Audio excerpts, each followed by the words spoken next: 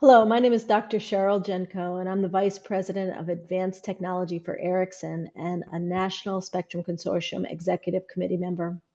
I'm delighted today to be speaking to Jennifer Quirk, who is a PhD student studying radar at the Radar Systems Lab at the University of Kansas. Jennifer is one of the winners of the third year of the National Spectrum Consortium's annual Women in Spectrum Scholarship. This program promotes academic accomplishments of female students studying electrical engineering at U.S. ABET-accredited universities. We designed this program to help develop the pipeline of talented young women and engineers working on issues related to spectrum and communications. Absolutely thrilled to support this year's winners in this work. So let's get right to it. Hi, Jennifer. Hi. Can you tell us a little bit about why you became interested in electrical engineering? I chose electrical engineering as my major when I was coming out of high school because I think, like a lot of people, I enjoyed my math classes in high school.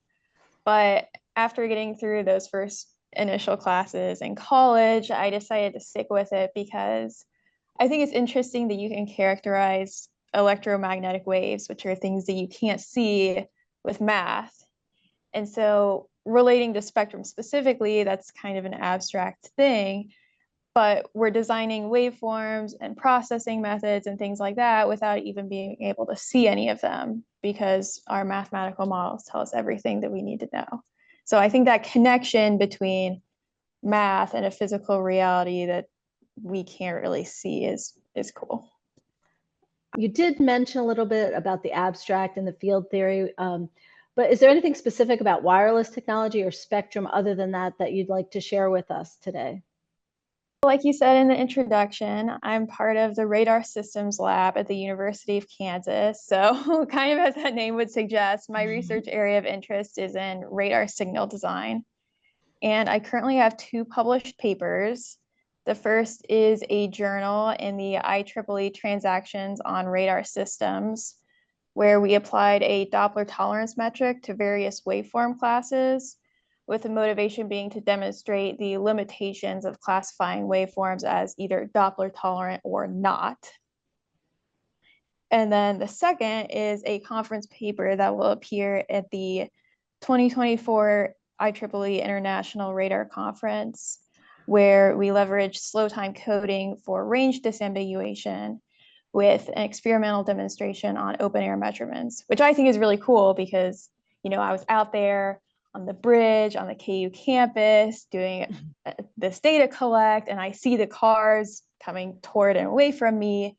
And then I go back inside and get on MATLAB and produce a range Doppler map. And it's like, oh, that car is a little red dot now. So I think that's fun. I think it's amazing. That's wonderful. And there's so many places you can take that in your career.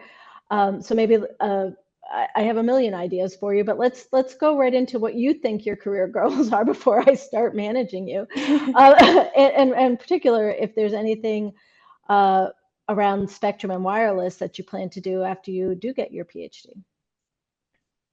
Well, I still have a few years left in my PhD program, so I'm keeping my options open. I'll take up your ideas. But wherever I end up, it's definitely going to be a radar-related job. And I'm more interested in like the applied research side of things, more so than like the hardware implementation side of things.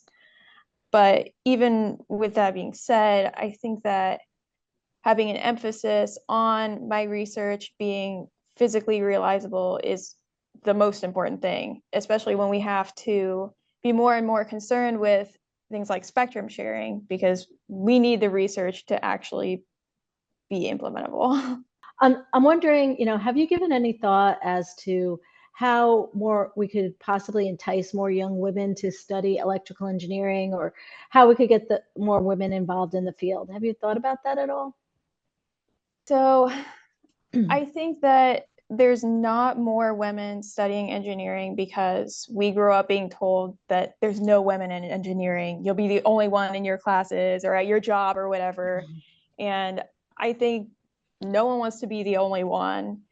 And I think this one of the solutions to that is in representation. Like, for example, if there's a career fair or an engineering day or something, it would be good for the sponsor to send women in their delegation, because then these young women and girls can see that, oh, I won't actually be the only woman in my engineering, program or job or whatever.